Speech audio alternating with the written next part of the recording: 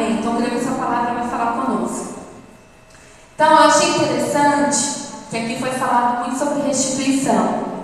Mas eu achei interessante que um dos significados da palavra restituição significa voltar ao estado anterior, a condição inicial. Amém? Eu quero que vocês gravem isso. Então, restituição significa eu voltar como eu estava. Eu voltar a estar como no início. Então, lá em João, capítulo 2, a partir do versículo 1, diz assim. Pode ser que a sua versão seja diferente. E ao terceiro dia, fizeram-se bodas em Caná, que significa casamento. Estava ali a mãe de Jesus, Maria. E foram também convidados Jesus e os seus discípulos. Faltando vinho, a mãe de Jesus lhe disse: não tem vinho. Disse-lhe Jesus: mulher, que tenho eu contigo? Ainda não é chegada a minha hora. Sua mãe disse aos empregados: fazei tudo quanto ele vos disser. Estavam ali postas 6 talhas de pedra para as purificações dos judeus, e em cada uma cabiam 2 ou 3 medidas. Disse-lhe Jesus: enchei de água essas talhas. Encheram-nas até em cima. E disse-lhes: tirai agora e levai ao mestre-sala. O mestre-sala é aquele que experimentava o vinho. E logo que o mestre-sala provou a água feita em vinho, não sabendo de onde viera, se bem que sabiam os empregados que tinham tirado a água, chamou o mestre-sala o esposo, o noivo, e disse-lhe: todo homem põe primeiro o vinho bom, e quando já não tem bebido bem, então inferior. Mas tu guardaste até agora o bom vinho. Amém? Amém? Eu queria que vocês prestassem atenção. O Senhor, Ele quer trazer a restituição do vinho na nossa vida. Amém?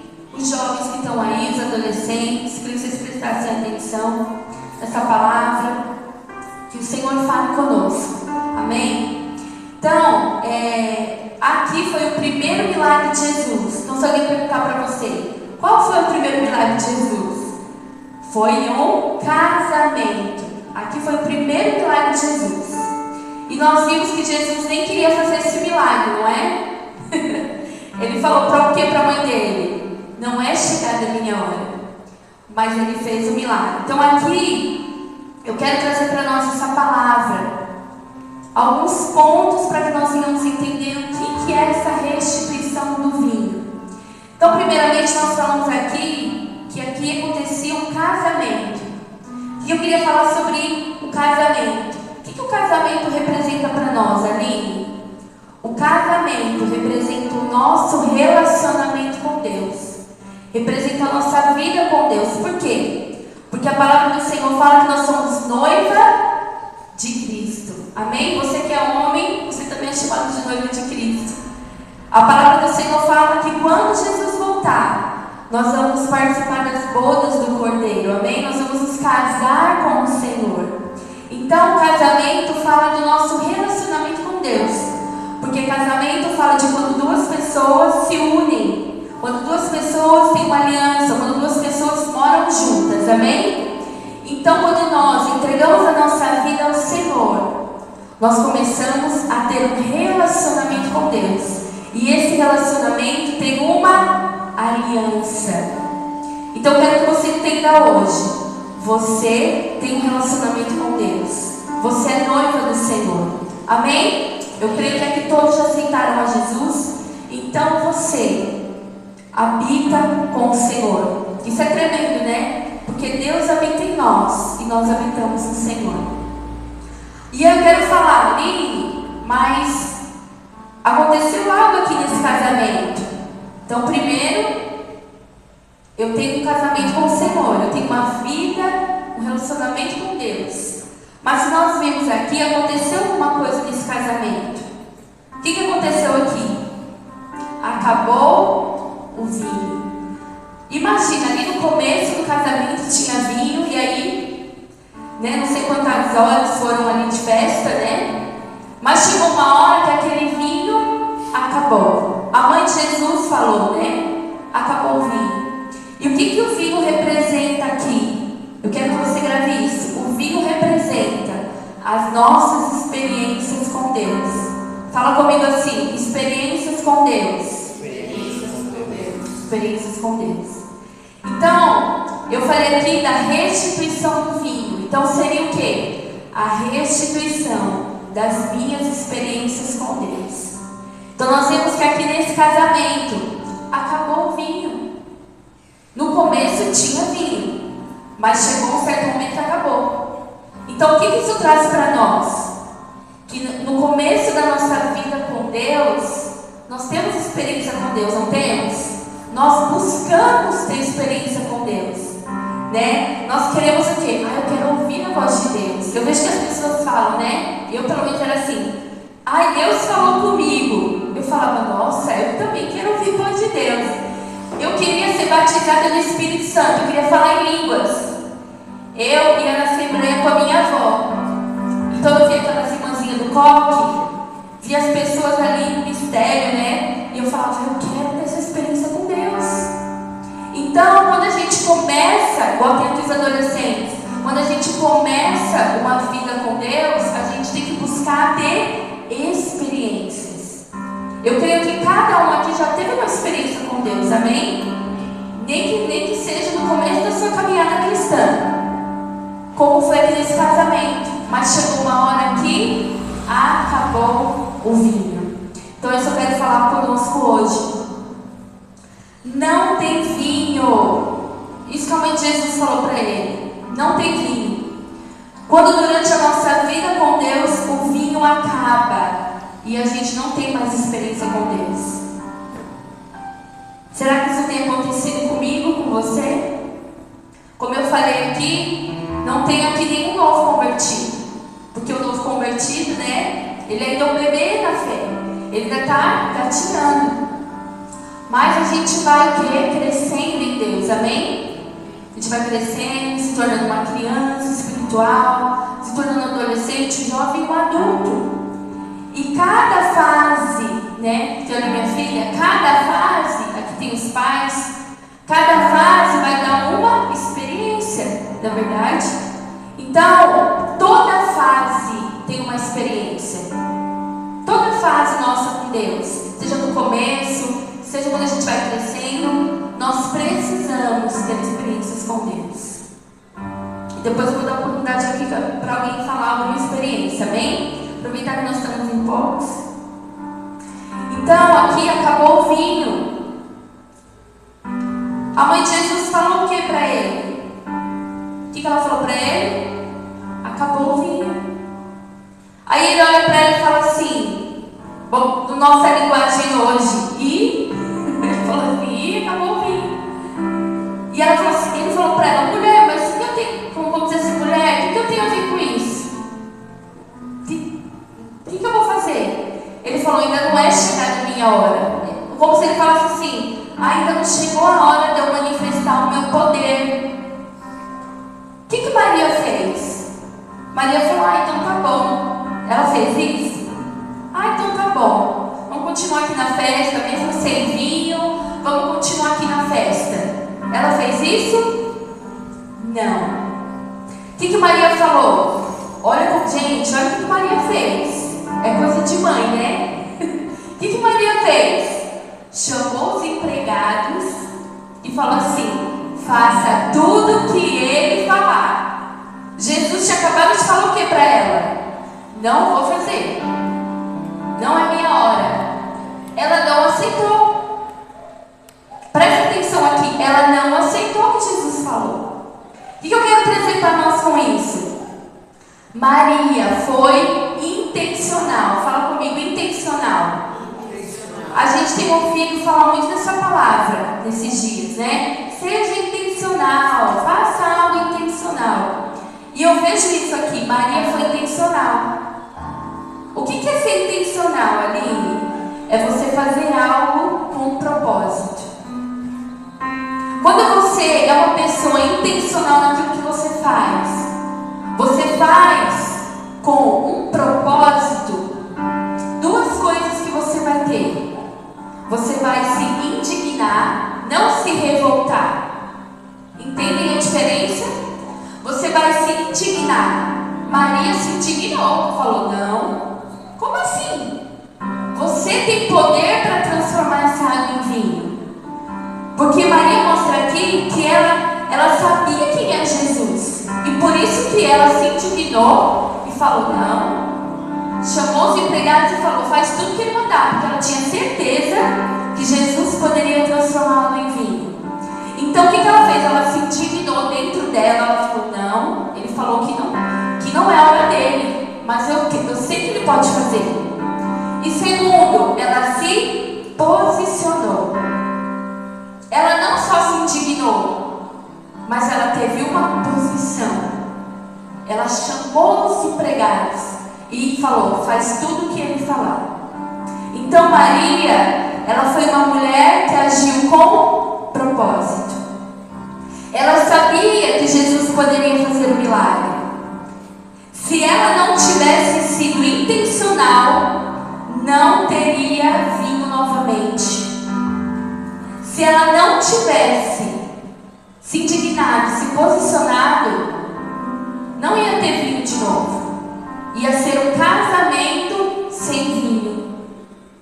E eu quero trazer para nós hoje, na nossa caminhada com Deus, muitas vezes acaba o vinho.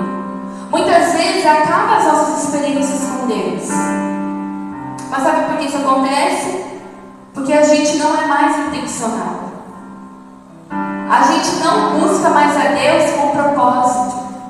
A gente não se indigna mais. A gente não se indigna muitas vezes de estar vivendo uma situação, de vir na casa de Deus e não ter experiência com Deus. Viver situações, isso não nos indigna como Maria. Nós pensamos assim: acabou o vinho. Minha vida é assim mesmo, essa situação é assim mesmo. E a gente faz o quê? A gente não se posiciona. Porque quando a gente se indigna, a gente vai fazer alguma coisa, não é verdade? Quando a gente se indigna, a gente vai tomar uma posição. Então, muitas vezes o nosso vinho acaba, a nossa experiência com Deus acaba, porque nós não somos como Maria. Porque nós não nos indignamos mais com aquela situação. Nós não nos indignamos mais de vir à casa do Senhor e sair da mesma forma, e não ouvir a voz de Deus. Nós não nos posicionamos. Não temos tido mais vinho, experiência com Deus, pois não temos sido como Maria. Precisamos ser intencional, fazer com propósito. Pense aí agora. Quantas vezes você se indignou, você se posicionou, você falou: não, eu vou ser intencional, eu vou fazer algo com propósito. Você não teve uma experiência? Eu pelo menos sim.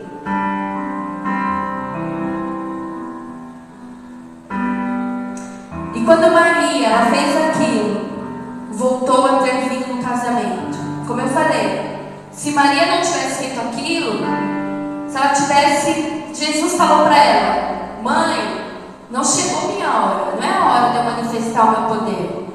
E ela tivesse falado: tá bom, Jesus. Não ia ter mais vinho, ia continuar no casamento. Quantas vezes a gente continua no casamento? A gente continua com a nossa vida com Deus, mas não tem mais vinho. A gente se acomoda. Eu não estou falando só de uma experiência no coletivo, de uma experiência aqui na igreja. Porque aqui é onde o corpo se reúne, amém? Nós somos corpo. Mas eu estou falando, querido, de vinho, experiência lá na sua casa. Lá no seu quarto, na sua sala, no seu carro, não sei onde você busca Deus. O Senhor, Ele quer nos dar experiência. Hoje, nós não ouvimos mais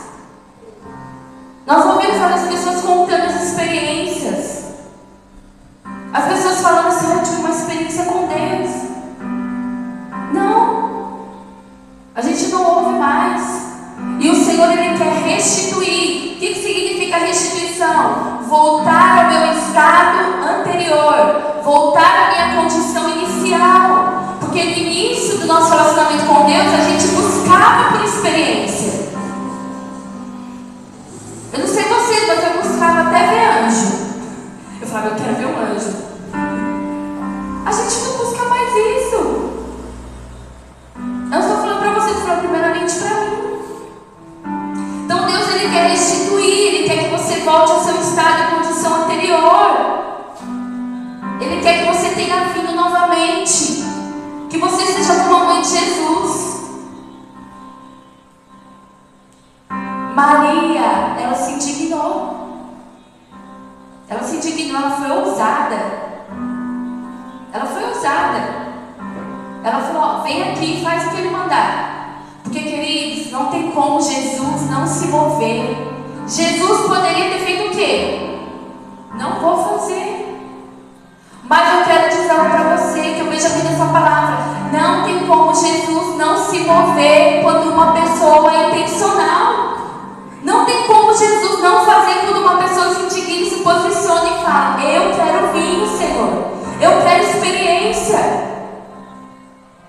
Não tem como. Então é isso que o Senhor quer de nós. Aí você pode falar, amém, Aline. Mas que experiência que eu preciso voltar a ter? Que experiência que Deus quer restituir na minha vida? Então eu quero citar aqui 3 experiências que o Senhor falou comigo. Eu queria que você abrisse lá em Lucas. Volta um pouquinho aí, nós estamos de João, né? Lucas. Se você não quiser abrir, só ouça. Lucas 24, versículo 30 ao 33. Eu creio que vocês conhecem essa história. Fala assim comigo. Experiência da mesa. Então o Senhor, Ele quer restituir nesses dias a experiência da mesa. Aqui diz assim: aconteceu que estando com eles à mesa, tomando o pão, abençoou e partiu e deu. Abriram-se então os olhos e o conheceram, e ele desapareceu. E disseram um para o outro: porventura não ardia em nós nosso coração, quando pelo caminho ele falava e quando abria as escrituras? E na mesma hora, levantando-se, voltaram para Jerusalém e acharam congregados os 11 e os que estavam com eles. Aqui no versículo 35, na parte B, diz assim: foi conhecido no partir do pão. Aqui fala dos discípulos de Emaús, amém? Quem conhece a história? Discípulos de Emaús, né? Que Jesus tinha morrido, e aí eles estavam lá em Jerusalém, mas eles ficaram desanimados, tristes, porque eles falaram, né? Falou para Jesus, contando a história para Jesus, porque eles não conheciam o que era Jesus. E eles falando, você não está sabendo? Bem a gente, né? Você não está sabendo o que aconteceu, não? Aquele que a gente achava que era o Cristo foi crucificado e morreu. Então eles estavam desanimados, né? Eles estavam entristecidos, eles estavam sem esperança. E Jesus foi indo junto e falando, é verdade? Olha como Jesus é. É verdade? E aí Jesus ia, e eles falaram, não, vem, fica aqui com a gente. E aí aqui fala isso, que quando eles se sentaram na mesa e Jesus repartiu o pão, os olhos deles se abriram e eles reconheceram que era Jesus. Aí que Jesus fez? Subiu. O que eu quero trazer para nós? Mesa fala de relacionamento. Amém? Porque é na mesa que a gente se relaciona, né? Que a gente conversa, que a gente, né, conta os problemas. E pão fala do quê? O pão fala da palavra de Deus. A palavra de Deus é o pão da vida. E o que o Senhor, Ele quer nesses dias? Ele quer que nós venhamos voltar a ter um relacionamento com a palavra de Deus.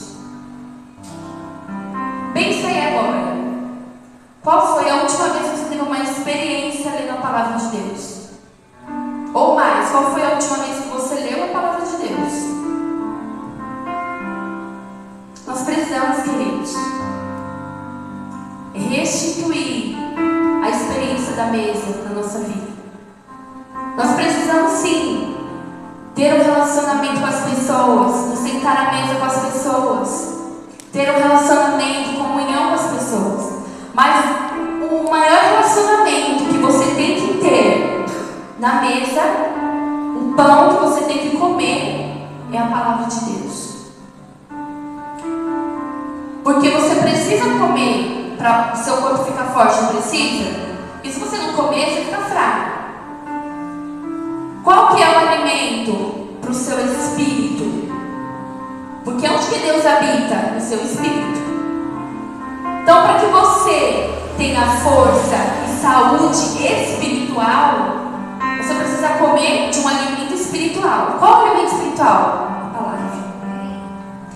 Porque quando nós temos a experiência da mesa, os nossos olhos se abrem. Quantas pessoas não sabem o que fazer em situações? Ai, não sei o que fazer. Tá igual aqueles discípulos. Meu Deus, desanimado, sem esperança, em dúvida. Ah, mas era ele ou não era? Em dúvida se é Deus ou se não é. Estão perdidos em situações, como o meu irmão falou aqui, em situações em todas as áreas, no casamento, financeira, em tudo. Por quê? Porque os olhos estão fechados. Não conseguem discernir as coisas, as situações. Aline, como que os meus olhos são abertos? Lendo a palavra de Deus. Quando Jesus sentou na mesa e partiu o pão, eles conheceram a Deus. Aline, como que eu conheço a Deus? Lendo a palavra. Porque é aqui que Deus se revela. É aqui que você vai conhecer quem é Deus. É aqui que você vai conhecer o que Deus odeia e o que Deus ama. É aqui. Então nós precisamos voltar a ter a experiência da mesa. Nós precisamos voltar a ter um relacionamento com a palavra de Deus.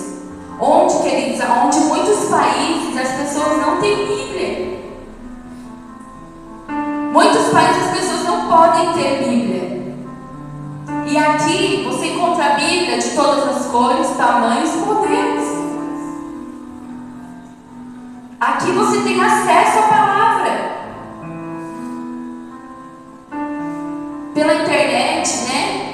Vai comprar, não consegue ler, então você não tem acesso. Mas quando a gente está com fome, a gente vai lá na geladeira, no armário, né? Caçando coisa para comer. Nós precisamos ter fome da palavra de Deus. Se tiver fome, a gente vai se alimentar dela. Então nós precisamos. Eu tenho saudade da escola bíblica. Eu falo que nós hoje, eu tenho 33 anos, meu irmão, 30 e poucos também, 29, chegou aos 30, e olha isso, tá chegando.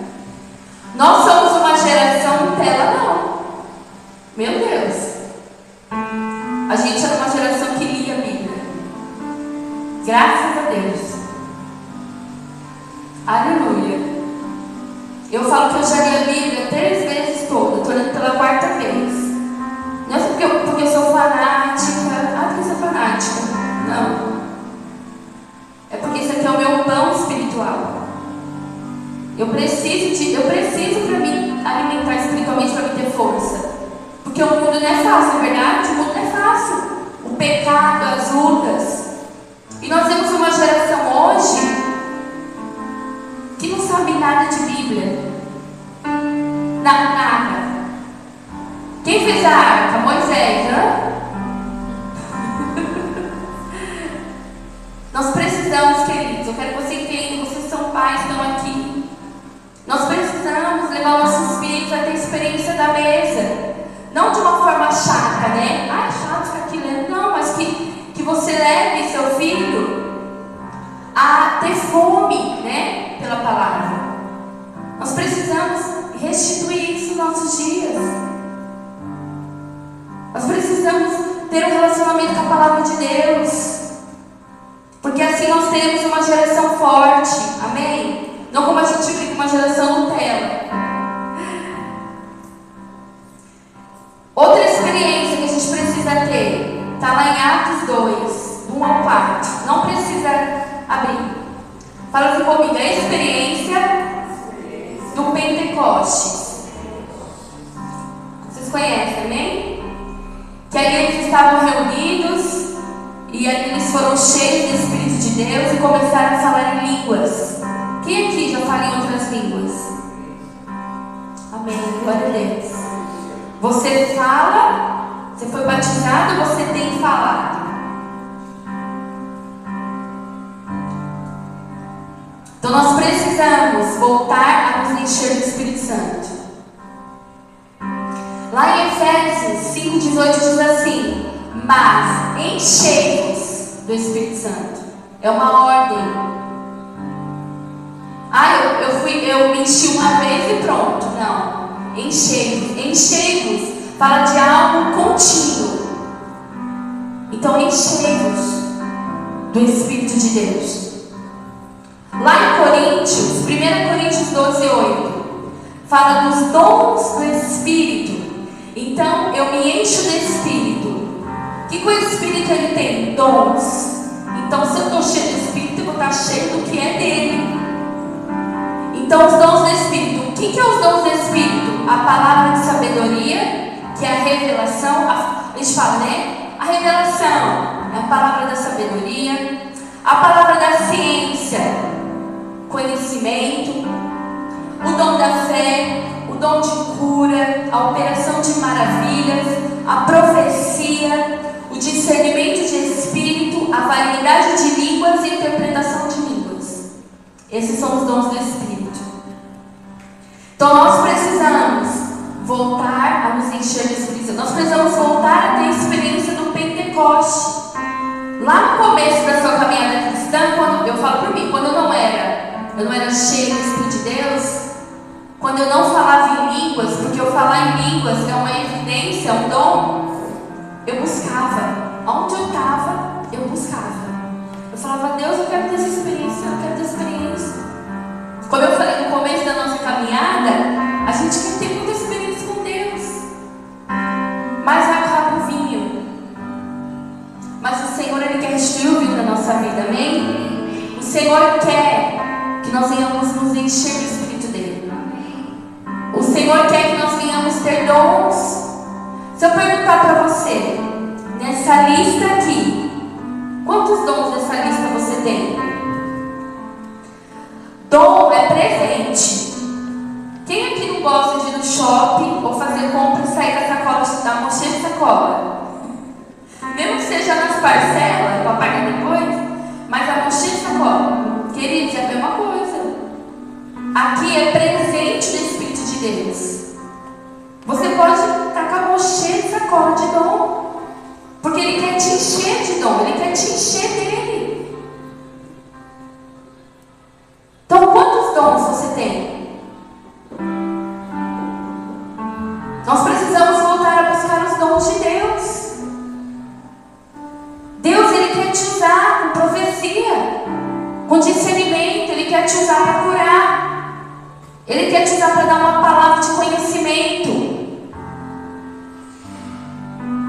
De uma pessoa que está vivendo uma situação e Deus te usar para dar direção para aquela pessoa naquela situação. Então nós precisamos voltar a ter experiência de Pentecoste. E por último, fala assim comigo, experiência da porta formosa. Amém? Está lá em Atos 3. Eu creio que vocês conhecem. Atos 3 diz assim: Pedro e João subiam junto ao templo à hora da oração. E era trazido um varão que desde o ventre da mãe era coxo, o qual todos os dias colocavam lá na porta para pedir esmola. Ele, vendo Pedro e João que iam entrando, pediu uma esmola. Ele fez o que ele fazia todo dia. Pedro Pedro e João, olhando para ele, o que eles fizeram? Eles olharam, vou passar direto. Olhando para eles, se ele olhou, é porque ele se interessou por aquilo que ele estava vivendo. Olhando para ele disse para o homem: olha para mim, olha para nós. Quando ele olhou, ele estava esperando receber a esmola. Pedro disse: eu não tenho prata nem ouro, mas o que eu tenho, eu te dou. Em nome de Jesus, o Nazareno, levanta e anda. É tremenda essa passagem, já pensou? Meu Deus. A experiência da Porta Formosa. Nós precisamos voltar a dar o que temos para as pessoas. Nós precisamos voltar a dar uma oração, uma palavra, uma visita, um abraço, um conselho. Nós precisamos, queridos, voltar a dar o que nós temos. O que nós temos? O que nós carregamos? O Criador dos céus e da terra, o Deus Todo-Poderoso. Até o diabo e os demônios estremecem. Eles sabem o poder de Deus e nós muitas vezes não sabemos o poder daquilo que carregamos, que é na nossa vida. E as pessoas passam por nós, as situações passam por nós e a gente não faz nada. O que ele falou? Olha, o que eu tenho eu vou te dar, porque o que eu tenho pode mudar essa situação. Levanta ele em nome de Jesus.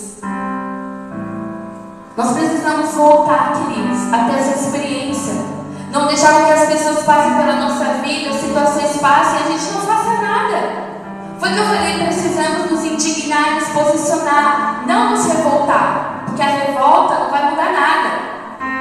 Mas quando eu me indigno e me posiciono como Maria, como Pedro e João, algo vai acontecer. Quantas pessoas têm passado pela sua vida, ou situações têm chegado até você, o que você tem feito? Você tem que falar, é sempre assim mesmo, não muda. Não, queridos. O Senhor quer nos usar. Deus quer nos usar. Eu falo que eu tenho buscado no Senhor. Essa palavra primeiramente é para mim. Eu falei, Deus, eu vou ministrar, porque eu tenho buscado isso. Porque nós não podemos dar aquilo que não temos. E nós só temos pela graça de Deus, amém? E eu tenho falado, Senhor, eu tenho tantos anos, como a Cris falou, desde o berço. Como fala, berço evangélico. E na nossa caminhada, falta vinho. A gente acaba não tendo mais experiência com Deus.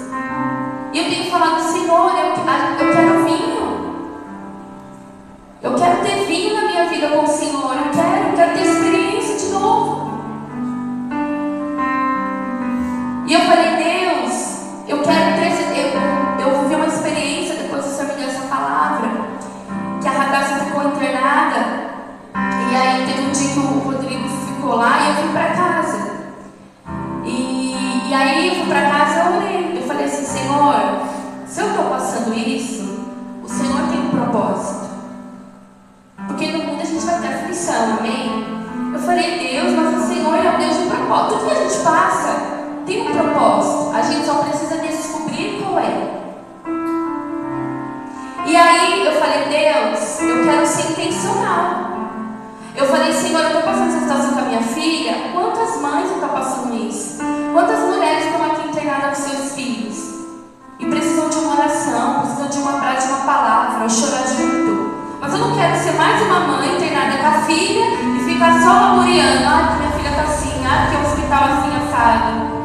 Eu falei, não, eu sei o que eu carrego. Eu sei o que eu carrego. E eu falei, Deus, eu quero ser intencional. Eu falei, Senhor, me usa. Porque se eu estou passando por isso, tem um propósito. E aí eu orei e esqueci, né? Mas Deus não esquece. Deus ouve nossas orações. E aí eu cheguei lá para trocar com o Rodrigo, estava no quarto, só estava a Radassa. Então para mim estava mais só eu e a Radassa no quarto. Aí a enfermeira chegou e falou assim, vou te trocar de quarto. Aí eu já pensei, de quarto, deve ter outra pessoa lá. Aí cheguei, aí tinha uma mãe com uma menininha, uma situação bem delicada. Queridos, quando eu entrei no quarto e eu vi, eu pensei assim, nossa, por que eu mudei de quarto, né? Eu estou 4 dias aqui nesse quarto, não nada me muda. Na hora o Senhor falou comigo, você lembra que você orou ontem? Você não falou para mim que você queria ser intencional? Você não falou para mim que queria ser usada por mim que você está vivendo? Você falou assim, então você vai ser usada agora. Queridos, na hora, a experiência, quando você não está entendendo nada, como o discípulo de Emaús, e Deus fala a você, meu Deus. E aí, foi tão interessante, queridos, que aí você falou, você vai orar por ela. Uma menininha com derrame no pulmão, pneumonia, estava com dreno, cateter, horrível a situação. E aí eu conversando com a mãe, e eu já tinha falado para o Rodrigo levar o óleo ungido, porque eu achando que ia ungir minha filha. Para ungir ela. E aí a mãe estava muito preocupada, porque a menina já estava com 4 dias de antibiótico, mesmo antibiótico carradaça, um antibiótico fortíssimo. 4 dias de antibiótico e com febre. Então não estava resolvendo aquele antibiótico. E ela foi lá reclamar e voltou, e eu vi aquela mãe apavorada com a filha. E aí veio a médica, surgiu, né? Depois que ela reclamou.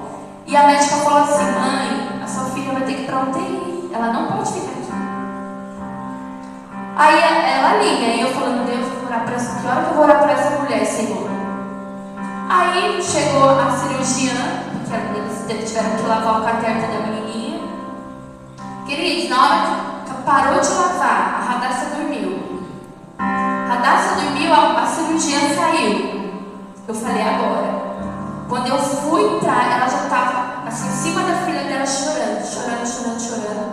E eu cheguei perto dela e eu falei assim, eu posso orar por você? Eu não sei a sua religião, mas eu quero falar que eu posso orar por você? E aí eu falei para ela, olhei por ela, abracei ela e falei assim, Jesus entende o seu sofrimento, porque ele viu o filho dele sofrer. E ele entende. Aí eu comecei a chorar com ela, coloquei a mão ali na Eloí, falei, Senhor, eu declaro cura na vida dessa criança. Abracei, querido, eu saí, vieram chamar ela para a UTI. E aí o Senhor falou para mim, você poderia ter entrado naquele quarto e ter deixado passar. Ter sido diferente. Nossa, tadinha da menina, né? Olha o jeito que ela tá. Mesmo eu tendo uma vida com Deus. Mesmo eu carregando o Senhor em mim. Mas eu falei, não, Senhor, o que eu tenho é aquilo que dá. Não importa a situação. Porque se Deus me trouxe para um hospital, a minha filha também está doente. Mas eu sei o que eu carrego. E aí, queridos, eu fiquei impressionada. Eu falei, meu Deus, eu vim no quarto, ela já estava internada, ela já fazia 4 dias.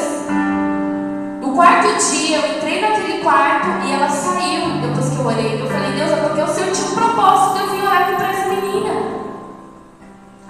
Então eu quero que isso, queridos, nos desperte nesse tempo. Você tem que entender o poder daquilo que você carrega na sua vida. Quando as pessoas passarem por você, situações chegarem a você, você não sente diferente. Você fala, não, vem aqui, vou orar por você. Como eu falei, nós precisamos dar o que nós temos. Um abraço, uma mensagem, uma visita, uma oração. Nós precisamos ter essa experiência, porque o Senhor quer nos usar, amém? Então eu queria perguntar para você, qual foi a sua última experiência com Deus? Pensa aí agora.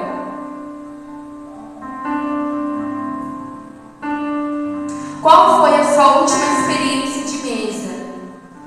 Que você abriu a Bíblia e Deus falou com você.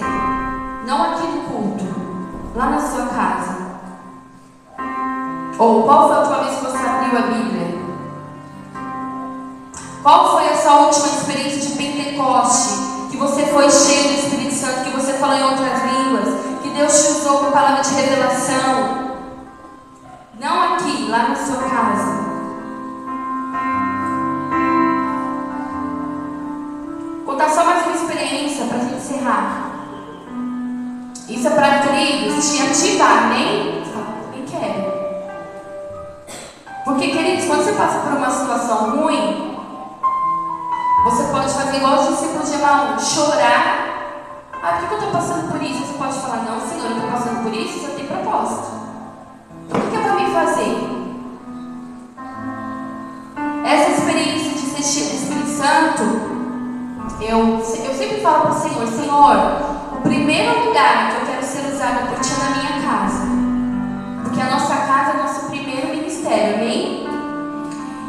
E eu estava ali orando um dia, e aí o Senhor começou a falar comigo para mim entregar uma palavra para o Rodrigo, pro meu esposo. E aí eu já peguei o celular, faça isso, querido. Quando você estiver orando e Deus te mover ali na oração e trouxer alguém, pega seu celular. Fala, manda mensagem para a pessoa e fala assim, olha, agora eu queria orar por você. Eu já fiz isso. De pessoas que Deus trouxe na minha mente e cura. Na hora eu peguei meu celular e falei, olha, orei pela pessoa. Aquela pessoa mandou mensagem na hora. Falou, Aline, olha aqui, acabei de sair do médico, estou com um diagnóstico. A sua oração foi de Deus. Eu não sabia. Mas é Deus quem confirma, Deus quem faz. A gente só precisa se posicionar. Aí naquele dia, o Senhor me usou no mistério. Aí eu peguei o celular e fui entregando para o Rodrigo, falando, olha, amor, Deus está falando isso. E tinha a ver com a viagem para Israel. Deus tinha falado, eu vou mandar você para Israel, eu vou preparar. E agora em março ele vai para Israel. Então o Senhor, querido, quer nos usar. Nos usar no nosso dia a dia. Mas a gente precisa voltar a desejar, buscar essas experiências com Deus. Então qual foi a sua última experiência? De ouvir a voz de Deus, de ter uma revelação, de Deus te usar para falar com alguém. Nós precisamos viver isso nesses dias. Então eu queria te convidar a ficar de pé para nós orarmos por isso.